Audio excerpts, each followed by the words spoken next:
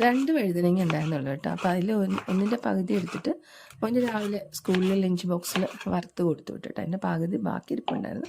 അപ്പോൾ അതിൽ കുറച്ച് ഉപ്പും മുളക് പൊടിയും കുറച്ച് മഞ്ഞൾപ്പൊടി ഇട്ടിട്ട് നമ്മൾ സാധാരണ വറക്കില്ലേ അതുപോലെ വറുത്തെടുത്ത് പിന്നെ കുറച്ച് തൈര് ഉപ്പിട്ട് നല്ലപോലെ ഇളക്കി വെച്ചിട്ട് അതിലേക്ക് ഈ വറുത്ത് വെച്ചിരിക്കുന്ന വഴുതനങ്ങ ചേർക്കുക. പിന്നെ വേറെ ഒന്നുമില്ല, താളിച്ച് ചേർക്കുക എന്ന് മാത്രമേ ഉള്ളൂ. താളിക്കുമ്പോൾ ഒരു 2-3 അല്ലി എന്താ പറയുക, ഞാൻ എപ്പോഴും മറക്കുന്നൊരു സാധനം ഉണ്ടല്ലോ, വെളുത്തുള്ളിയിൽ ചേർത്തിട്ടുണ്ടായിരുന്നു കേട്ടോ. ഇത്രയും മാത്രം മതി. നല്ല ടേസ്റ്റ് കേട്ടോ, ഒന്നും പറയാനില്ല. എന്താ പറയുക, മോള് അത് കൂട്ടി മാത്രമാണ് ഉച്ചയ്ക്ക് ചോറ് കഴിച്ചത്.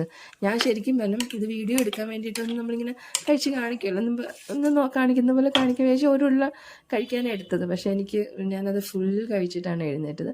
അത്രയ്ക്കും ടേസ്റ്റ് കേട്ടോ. അങ്ങനെ മസ്റ്റ് നിങ്ങൾ ട്രൈ ചെയ്ത് നോക്കണം.